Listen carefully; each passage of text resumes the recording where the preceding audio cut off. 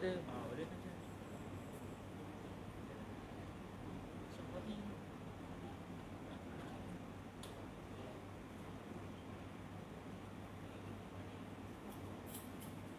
terdekat maklumat bersyarat. Mana? Masuk tak? Hari Selasa. Allah. Hari Selasa siang. Masya-Allah sebab.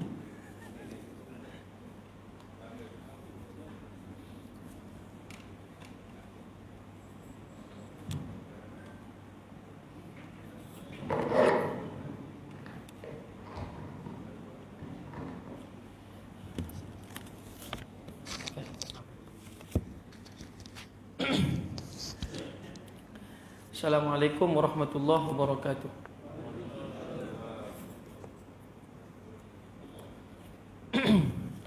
Kita mulakan pertemuan kita dengan bacaan doa. A'udzubillahi minasyaitonirrajim. Bismillahirrahmanirrahim.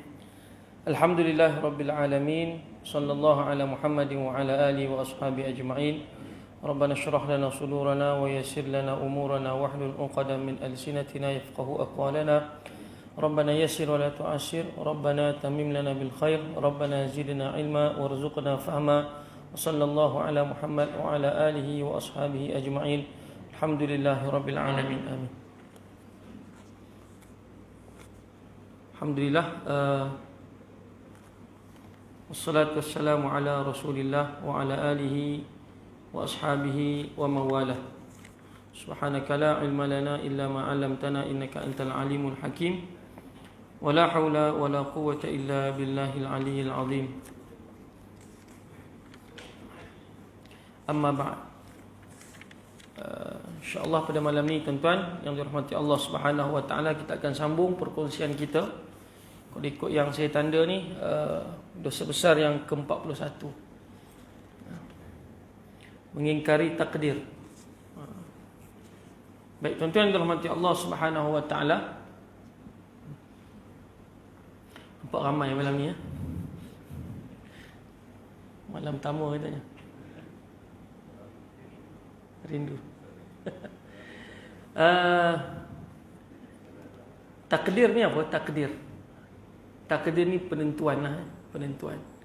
Dia takdir maksudnya dia kalau kita belajar bahasa Arab tu dia kata isim masdar, kata terbitan. Penentuan ataupun ketentuan. Ketentuan yang Allah Subhanahu wa taala telah tentukan untuk kita hidup di atas muka bumi ini, dan Allah Subhanahu wa taala telah menetapkan kepada kita sesuatu ketentuan yang kita pun tak tahu apa yang akan berlaku lepas ni. Jadi kalau kita fikir benda tu agak serabut sikitlah. Jadi dengan sebab itu kita sebagai manusia kita jalan. Maknanya kita jalan terus. Hidup dalam keadaan Allah Ta'ala berikan akal fikiran pada kita. Kita ikhtiar, lalu kita berusaha sedaya mungkin. Wa man jahada fa innama yujahidu li nafsihi, kata Allah Ta'ala. Barang siapa yang berusaha, maka sesungguhnya dia berusaha untuk dirinya sendiri. Tak ada orang lain yang usahakan untuk dia, tak ada orang lain yang bekerja untuk dia. Begitu juga dalam ayat yang lain Allah Ta'ala sebut wa man yabkhal fa innama yabkhalu an nafsihi. Barang siapa yang kedekut, maka dia sesungguhnya kedekut untuk dirinya sendiri.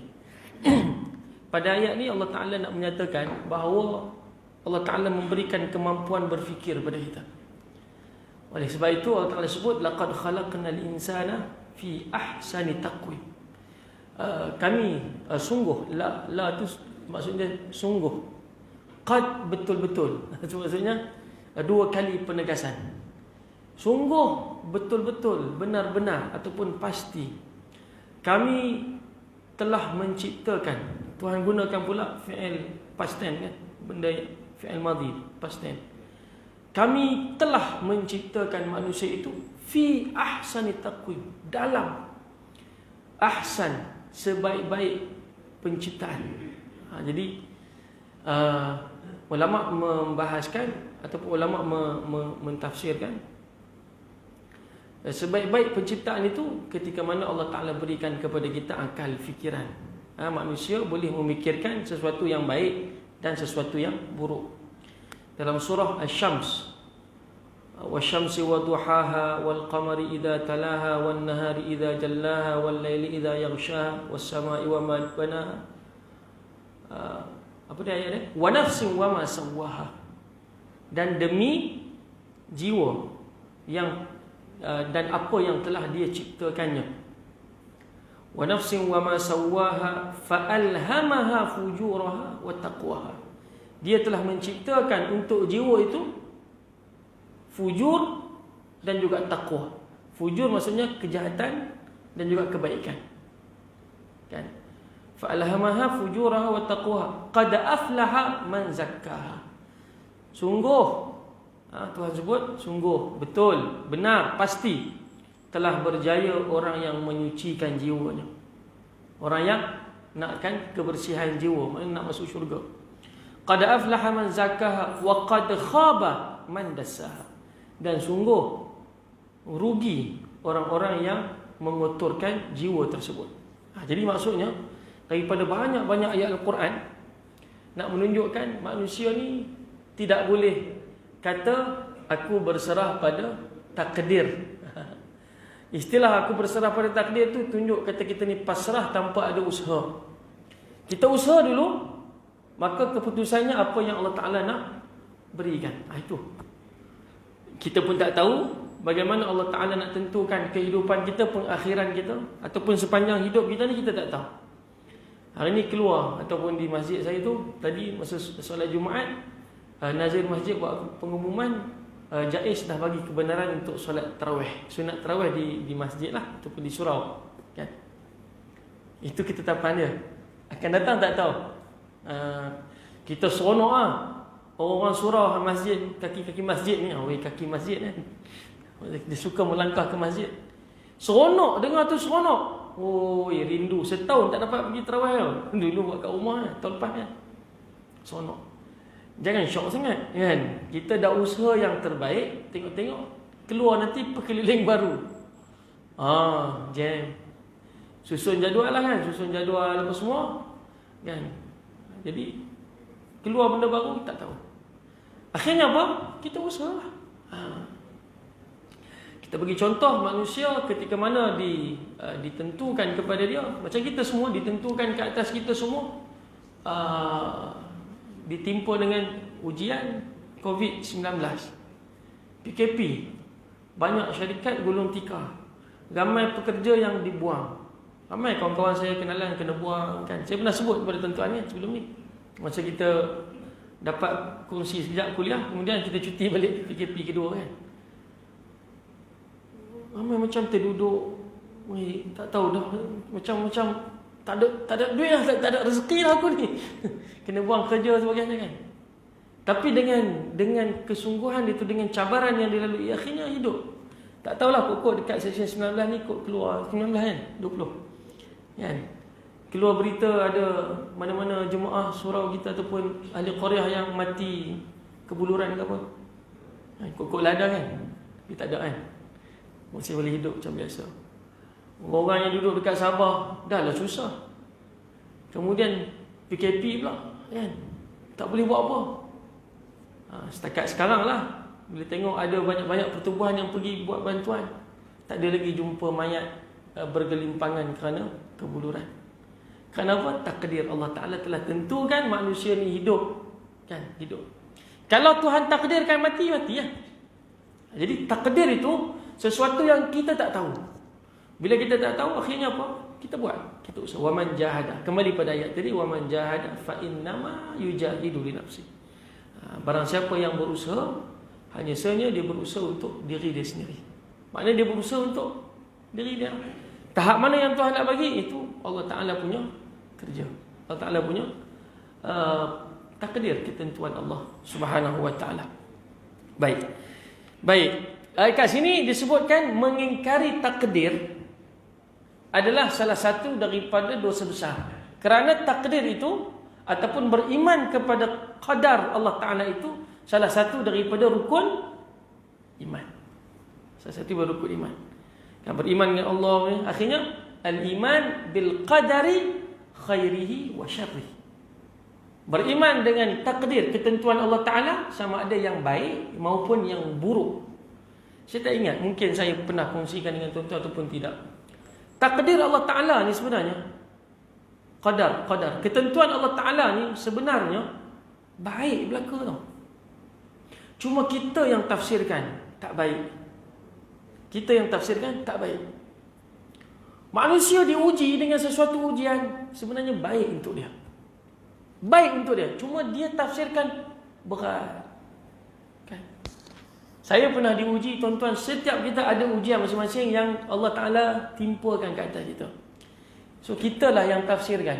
Ini tak baik ni. Oh, habis aku. Ya. Ada benda yang baik, kita tafsirkan memang baiklah benda tu. Positif kan? Benda yang baik, tak baik. Benda yang kita tafsirkan tak baik, sebenarnya itu baik. Tapi disebabkan kelembutan bahasa agama, dia kata al-imanu bil qadari khairihi wa syarrih. Ada istilah yang baik maupun yang buruk. Baik buruk tu itu kita yang tafsirkan. Ada orang ditakdirkan oleh Allah Ta'ala sikit duit dia, tapi baik tak untuk dia? Baik. Kalau dia tafsirkan duit tu sikit baik, maka baiklah. Saya bayangkan kalau saya kaya, kan, saya duduk rumah banglo, sosok, kan, kereta mewah, kan, Ferrari, Lamborghini, BMW, Mercedes, canggih-canggih lah, Volvo. Saya bayangkan macam tu, dan saya rasa susah kot aku nak jumpa orang. Kan, belum tentu aku dapat duduk dengan tuan-tuan yang baik-baik ni lah, duduk dalam masjid ni kan. Itu saya bayangkan. Akhirnya fikir-fikir, kalau aku kaya mungkin jadi macam tu, baik tak? Tak baik. Maknanya dengan keadaan sekarang, okey dah. Tapi ada orang yang Allah Ta'ala tentukan untuk dia duit banyak, tapi dia masih lagi maintain datang ke surau. Boleh tengok tabung, bagi. Ada orang minta derma, dia sumbangkan. Steady, nampak kan? Baik tak untuk dia? Baik. Sebab apa? Sesuatu yang diberikan oleh Allah Ta'ala itu yang mentafsirkan kebaikan maupun keburukan kita. Oleh kerana itu, setiap manusia ni, sama ada dia kaya dari sudut kewangan ataupun dia miskin dari sudut pendapatan dia, itu adil bagi Allah Ta'ala. Maknanya adil apa dia? Setiap orang tu diberikan kepada dia kebaikan semata-mata. Tak ada yang buruk. Tengok di Sabah susah kan, kita tafsirkan susah, tapi dia happy ya di situ kan. Saya cerita pada tuan-tuan, saya pergi Sabah itu kan, bagi bantuan. Dia sambut kita gelak-gelak, kata dia ni kerja apa kata kan. Saya potong daging korban kan. Pakcik kerja apa? Kata, saya tidak ada kerja, dia kata. Tidak ada kerja. Tu kerja apa? Adalah sikit-sikit. Yang sikit-sikit tu tak tahu buat apa. Kita ada ikan naik daripada laut, dia tolong angkat daripada kapal, masukkan ke dalam lori. Kan? Satu berat dia berapa kilo saya tak ingat. Dapat RM1. Kan? Tak tahu berapa kilo. Tapi berulang kali lah buat. Maknanya kalau banyak ikan tu orang tu dapat, dia tolong angkat. Kalau ulang 20 kali dapat RM20. Beban dia saya tak ingat berapa kilo. Kalau orang tu dapat ikan sikit, mungkin ulang alik tu dalam 10 kali, 15 kali dapat RM15, RM10. Anak 5-6 orang macam kita kak. Fikir-fikir boleh makan ke dia ni? Boleh kan? Hidup macam biasa. Tua pada saya lagi. Maksudnya apa? Dia boleh hidup. Jadi ketentuan Allah Ta'ala tu sentiasa baik untuk manusia. Jadi yang penting apa? Yang penting Tuhan sebut, la in syakartum la azidannakum. Kalau kamu bersyukur, aku tambah. Manusia bila faham aku tambah, dia fikir tambah material tu. Tambah duit hak zahir tu. Tambah tu tak mesti duit. Tambah yang Tuhan sebut tu keberkatan. Tambah juga. Berkat ni apa dia? Ulama bahas kan. Bukalah kitab mana pun, tafsir mana pun, ataupun mana-mana kitab saya ada kitab kat rumah, mustalahat. Maksudnya dia menghuraikan istilah-istilah. Berkat, bila kita buka apa maksud berkat? Al-barakatu maksudnya apa dia? Ziyadatun fil khair. Penambahan pada kebaikan. Maksud tenang hati, rasa seronok, happy. Macam saya sebut pada tuan-tuan sebelum ni lah. Ada orang gaji banyak tapi tak tenang. Buat apa? Ada orang gaji sikit tapi okay, relax. Kan? Main surau tak tengok ada orang jamu makan. Makan tu. Kenyang tak? Kenyang sama juga dengan orang duit banyak makan kat kedai tu tak? Sama kan? Kan lain. Makan kat kedai kenyang lain, makan kat surau kenyang lain. Saya fikir sama aja kan? Belahak sama bunyi. Kan? Kau waktu belahak keluar emas ke? Tak ada, sama je. Dia ucap Alhamdulillah, orang ni pun ucap Alhamdulillah. Silap-silap kita makan kat surau ni, Alhamdulillah kita lagi bermakna. Alhamdulillah, memang lama tak makan. Jadi takdir Allah Ta'ala yang disebutkan, ketentuan Allah Ta'ala tu kata Allah, inna kulla syai'in khalaqnahu biqadar. Sesungguhnya setiap sesuatu kami telah ciptakannya itu dengan ketentuan. Ketentuan. So ketentuan Allah Ta'ala ni kita terimalah. Tapi terima dalam keadaan kita berusaha. So, tuan-tuan datang surau, bukan tak apa duduk atas katil ataupun duduk dekat apa? Dekat sofa. Tak apa, kalau sampai surau sampai lah. Tak sampai tak apa. Ni takdir Allah Ta'ala. Oh, itu tak jadi. Kan? Dia takdir maksud kita berusaha. Tiba-tiba datang, puk, tersepak batu, sakit kaki, patah balik. Itu takdir. Tapi kalau duduk macam ni, sambil layan drama kan, tak apa, saya kalau abang sampai surau, sampai lah. Kalau tak sampai, tak sampai. Takdir Allah kan. Itu orang kalau macam tu, ketuk kan. Baik. Berkata Ibnul Jauzi dalam tafsirnya, bahawa sebab turunnya ayat ini ada dua pendapat. Apa dia ayat dia? Kita buka surah Al-Qamar ayat 49. Inna kulla syai'in khalaqnahu biqadar. Pertama dia kata, Imam Ibnul Jauzi kata bahawa golongan musyrik penyembah berhala daripada Mekah telah mendatangi Rasulullah sallallahu alaihi wasallam untuk memperdebatkan masalah takdir sehingga turunlah ayat ini. Ini berdasarkan keterangan daripada sebuah hadis yang diriwayatkan oleh Muslim dalam sahihnya. Tetapi menurut riwayat Abu Umamah radhiyallahu anhu bahawa ayat ini turun berhubung dengan masalah kaum Qadariyah, iaitu berdasarkan sebuah sabda Nabi sallallahu alaihi wasallam bahawa nanti akan lahir dari umatku suatu golongan manusia di akhir zaman yang mendustakan takdir Tuhan. Demikian disebutkan oleh Imam Suyuti dalam kitabnya. Kemudian yang kedua, bahawa seorang padri besar dari kota Najran datang kepada Nabi SAW seraya berkata, "Hai Muhammad, betulkah engkau mendakwa bahawa maksiat yang dikerjakan seseorang itu adalah dengan takdir Tuhan? Bukankah itu salah?" Maka Nabi SAW menjawab, "Kamu sekalian sebenarnya adalah musuh-musuh Allah." Lalu turunlah ayat yang berikut, "Innal mujrimina fi dhalalin wa su'ur yauma yushabuna fin nari ala wujuhihim dhuqu massa saqar inna kulla syai'in khalaqnahu biqadar." Ini ada orang, bukan kita dulu, sekarang pun sama juga, dia selalu menyalahkan Allah Subhanahu wa taala. Maka turunlah ayat yang kita bacakan tadi, panjang sikit tapi yang dipetik tadi yang sikitlah. Tuhan kata apa? Sesungguhnya mereka yang berdosa itu berada dalam kesesatan dan kecelakaan neraka. Pada hari mereka akan diseret atas muka mereka, lalu dikatakan kepada mereka, rasailah sentuhan neraka ini. Sesungguhnya kami menciptakan sesuatu itu dengan takdir dan juga ketetapan Allah Subhanahu wa taala. Baik. Dan menurut sebuah riwayat daripada Sayyidina Umar bin Al-Khattab bahawa Rasulullah sallallahu alaihi wasallam pernah bersabda, ketika Allah mengumpulkan semua makhluk yang permulaan dan yang penghabisan pada hari kiamat, lalu Allah memerintahkan seseorang malaikat atau memerintahkan malaikat yang akan memanggil, yang didengarkan kepada manusia yang permulaan dan yang penghabisan, di manakah dia orang-orang yang membantah Allah? Lalu berdirilah golongan Qadariyah. Lalu diperintahkan oleh Allah mereka itu semua dibawa ke neraka, dan Allah telah berfirman, rasailah sentuhan api neraka itu. Sungguhnya kami menciptakan segala sesuatu dengan takdir, yakni dengan ketetapan. Sebabnya mereka itu dinamakan pembantah atau musuh Allah, kerana mereka membantah dengan mengatakan bahawa tidak mungkin maksiat yang dikerjakan manusia itu berlaku dengan takdir Allah Ta'ala, kemudian sesudah itu Allah menyiksanya pula atas maksiat itu. Ini golongan Qadariyah, kan? Akhirnya apa? Mereka ini dalam keadaan yang sesat. Tuan-tuan, mereka itu dicampakkan oleh Allah Subhanahu wa taala ke dalam api neraka. Baik, kemudian dibawakan lagi hadis Nabi sallallahu alaihi wasallam, kullu syai'in biqadarin hatta al-ajza wal kaisa. Segala sesuatu diciptakan dengan takdir sampai pun pada sifat malas dan sifat pintar. Sifat malas dan sifat pintar tu ni kita nak sebut tentang percaya dan beriman dengan takdir Allah Taala ni.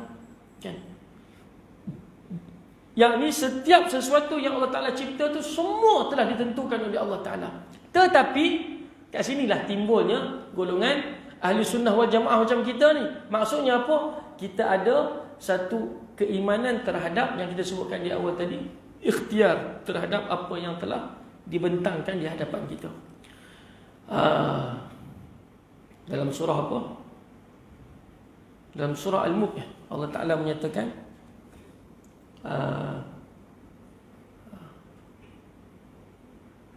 liyabluwakum ayyukum ahsanu amala. Liyabluwakum ayyukum ahsanu amala, untuk menguji kamu siapakah di kalangan kamu orang yang paling baik amalannya. Orang yang paling baik amalannya. Maknanya apa? Maknanya di sana ada ikhtiar daripada kita untuk memilih kebaikan maupun keburukan. Faman syaa'a falyu'min wa man syaa'a falyakfur, dalam surah Al-Kahfi yang kita baca tadi kan. Faman syaa'a falyu'min wa man syaa'a falyakfur. Siapa yang nak beriman, beriman. Siapa yang tak nak beriman, tak perlu beriman. Walaupun ditakdirkan ataupun walaupun Allah Ta'ala telah bentangkan setiap sesuatu itu dengan takdir, tetapi yang memilih itu adalah kita sebagai manusia. Jangan kita, tapi saya yakin dan percaya dalam surah ni tak adalah golongan Qadariyah ni, tak adalah. Kita berusaha dan juga kita mendapat hasil yang telah dijanjikan oleh Allah Ta'ala. Baik, berkata Ibn Abbas, maksud segala sesuatu diciptakan dengan takdir itu sudah tercatat dalam Lauh Mahfuz sebelum terjadinya. Bukankah Allah Ta'ala telah berfirman, wallahu khalaqakum wama ta'malun, dan Allah telah menjadikan kamu dan apa-apa yang kamu kerjakan. Wallahu khalaqakum wama ta'malun, Tuhan dah ciptakan untuk kita. Dalam hadis Nabi sallallahu alaihi wasallam yang dikumpulkan juga oleh Imam An-Nawawi rahimahullahu taala dalam matan Al-Arba'in dia, hadis berkenaan dengan Allah Taala telah menentukan seseorang itu sama ada dia itu syaqiyun atau sa'idun, sama ada dia itu celaka ataupun dia bahagia. Memang ditentukan oleh Allah Taala kan. Tapi hadis itu nak menyatakan Allah Ta'ala itu maha berkuasa mentakdirkan setiap sesuatu. Tapi ayat itu ataupun hadis itu tidak menyatakan Allah Ta'ala menutup ruang untuk berikhtiar. Banyak bab-bab gini tuan-tuan, ataupun bab takdir ni menyebabkan orang jadi hilang. Sebab tu timbulnya golongan Qadariyah ni, sehingga menolak kekuasaan Allah Subhanahu wa Ta'ala. Kenapa? Kerana keliru. Dia baca ayat ni dia keliru. Wallahu khalaqakum wa ma ta'malun. Tuhan telah mencipta kamu dan apa yang telah kamu amalkan, apa yang kamu kerjakan. Dia tengok ayat ni, dia kata memang betul lah, kita ni telah dikontrol oleh Allah Ta'ala. So kita buat apa pun semua Allah Ta'ala telah kontrol. Tuan-tuan, saya datang tadi ni daripada ke surau kita ni, daripada SUKM. Urusan bawa ayah saya masuk wad nak keluarkan. Saya kata tak sempat, ingat saya nak mesej Tuan Haji Nordin kata. Sama ada saya nak cari ustaz ganti, takut surau kalut, ataupun saya serah bulat-bulat kat Tuan Haji, pandai-pandai Tuan Haji gelabahkan macam mana kan. Tapi saya kata tak apalah. Hari ni hari Jumaat, saya teringat ada ustaz-ustaz duk tazkirah. Saya kata, hampa kalau selawat, pagi tadi pun ada dekat TV3, apa Al-Kuliah ke apa, pagi tadi apa, tanyalah ustaz apa. Banyakkan selawat, dengan selawat itu Allah Ta'ala akan turunkan rahmat dan Allah Ta'ala akan bagi keluasan pada kita. Dengar pagi tadi, fresh otak kita kan, melekat lama sikit kan.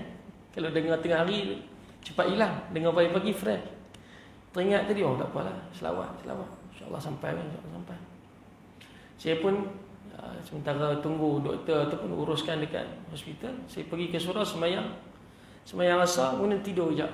Tunggu panggilan ayah saya. Kalau ayah kata boleh keluar, saya nak ambil.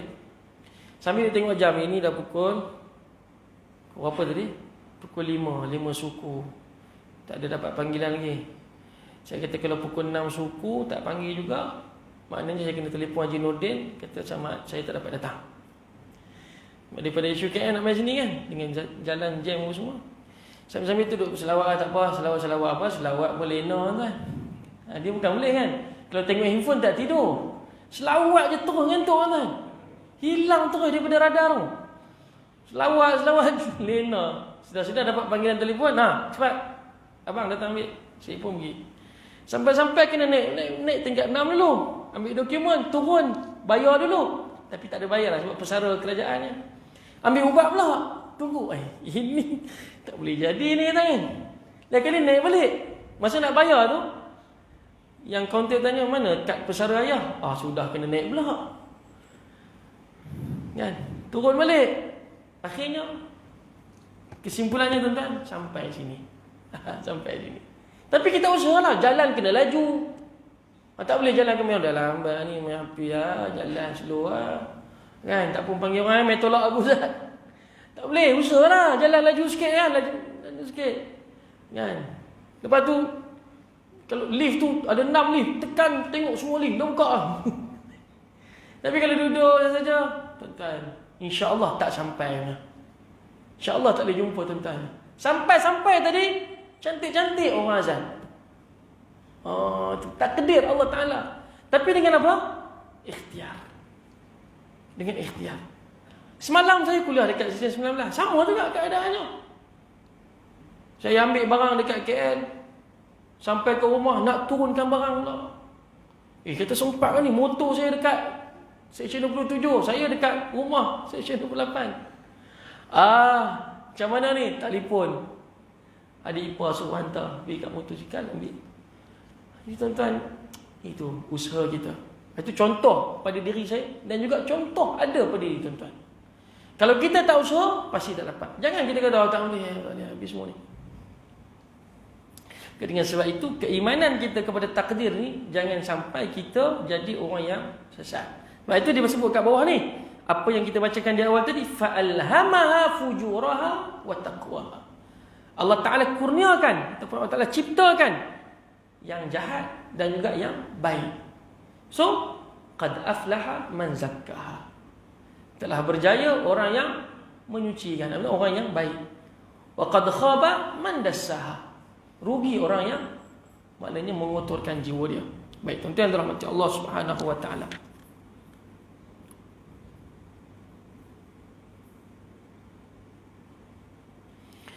Dalam satu hadis Nabi SAW, Inna Allah manna ala qawmin fa'alhamahumul khaira fa'adkhalahum fi rahmatih wa betala qawman fakhadhalahum wa dhammahum ala af'alihim wa lam yastati'u ghayra mabtalahum fa'adzabahum wa huwa adilun. Sesungguhnya Allah Ta'ala merahmati sesuatu kaum, lalu didorongkan mereka untuk membuat kebajikan, kemudian dilindungkan mereka di bawah rahmatnya, dan dia juga membalakan kaum yang lain, lalu dihinakan mereka dan dicela mereka atas semua perbuatan mereka, sedang mereka itu tidak dapat berganjak dan mengubah lagi apa yang telah dibalakan Allah ke atas diri mereka. Kemudian disiksalah mereka itu atas segala perbuatannya itu, sedang Allah dalam pentakdirannya itu adalah maha adil. Lagi itu apa? Allah Ta'ala itu maha adil. Allah Ta'ala tidak zalim, walakin anfusahum yazlimun. Akan tetapi diri mereka itulah, kata Allah, yang zalim. Tuhan seksa orang yang buat jahat. Tuhan masukkan ke dalam syurga orang yang buat baik. Baik itu dalam doa kita tuan-tuan, ketika mana kita solat subuh, setiap kali solat subuh tuan-tuan, kita tak tinggal punya doa kunut ni. Apa doa kunut kita baca? Pertama sekali, Allahumma hdina. Kalau imam lah. Kalau kita, Allahumma hdini fi man hadaita. Ya Allah, engkau berikanlah hidayah kepada aku seperti mana engkau telah beri hidayah kepada orang lain. Fi man hadait. Kan? Kita minta kepada Allah Ta'ala. Permintaan kita itu bukan bermakna kita ini tidak beriman dengan takdir, tapi kita berusaha untuk mendapat hidayah Allah. Dan orang yang berusaha untuk mendapat hidayah Allah Ta'ala, Allah Ta'ala akan berikan kepada dia apa yang dia usahakan. Kan? Apa yang dia usaha tu dia dapat yang tu. Tapi ada kala tak dapat. Tak dapat tu kebaikan juga untuk dia. Kerana kalau dia dapat, mungkin ada benda yang lain pula berlaku. Itu maksud dia. Ya, jadi dengan sebab itu kita minta kepada Allah. Duduk antara dua sujud, kita minta lagi. Tuan-tuan. Duduk antara dua sujud kita minta Rabbighfirli warhamni wajburni warfa'ni warzuqni wahdini wa'afini wa'fu anni. Kita minta Rabbighfirli, ya Allah ampunkan aku. Rabbighfirli warhamni, dan engkau rahmatilah aku. Wajburni, dan engkau, ada sebahagian ahli bahasa kata wajburni, engkau simpanlah aku punya aib, kesalahan kan. Wajburni. Warfa'ni, engkau angkatlah darjat aku. Tak beriman ke dengan Allah Ta'ala? Darjat engkau takat tu ya. Bukan tak beriman, takdir Allah Ta'ala memang kita macam tu, tapi kita minta supaya ditinggikan. Nak bandingkan kita, setiap kita ni tuan-tuan, kita punya darjat di sisi Allah semua tak sama. Ada yang tinggi, ada yang rendah, ada yang banyak beribadat, ada yang kurang. Masing-masing itu tak sama. Pasti tak sama punya. Tapi doa kita perasan tak? Semua sama. Permintaan kita dengan Allah Ta'ala semua standard je.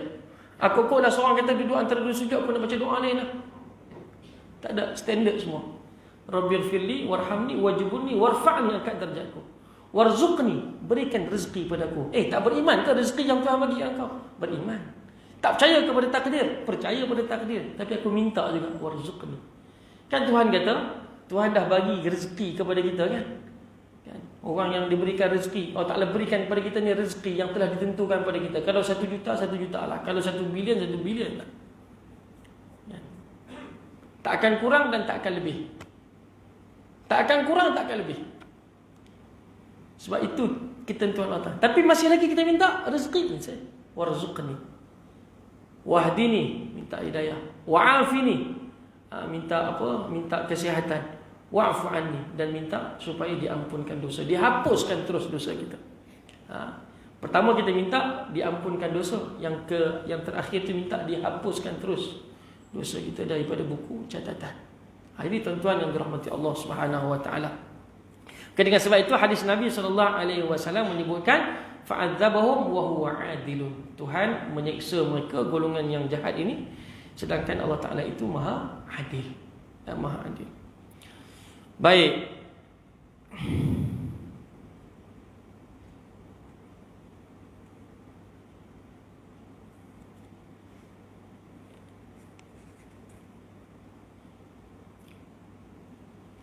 Dalam hadis yang masyhur, tuan-tuan, hadis yang masyhur yang kita kongsikan di awal tadi juga, disebutkan bagaimana Nabi SAW didatangi oleh seorang malaikat yang menyerupai manusia.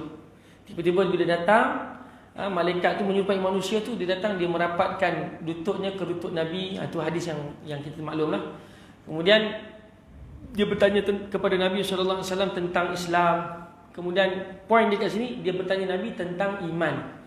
Lalu Nabi jawab, antu'mina billahi wa malaikatihi wa kutubihi wa rusulihi wa tu'mina bil qadari khairihi wa syarrihi. Hendaklah engkau beriman kepada Allah, malaikat-malaikatnya, kitab-kitabnya, rasul-rasulnya, dan hendaklah engkau beriman kepada takdir Allah, baik-baiknya maupun buruk-buruknya. Semua itu Allah Ta'ala telah takdirkan, maka kita beriman sahaja. Beriman dalam arti kata kita ada usaha. Kalau ditentukan dengan sesuatu ketentuan, kita percaya itu yang baik yang Allah Ta'ala berikan kepada kita. Saya mungkin pernah kongsikan dengan tuan-tuan, takdir Allah Ta'ala telah menentukan rumah guru kami dulu, almarhum Syekh Naimah Yusof.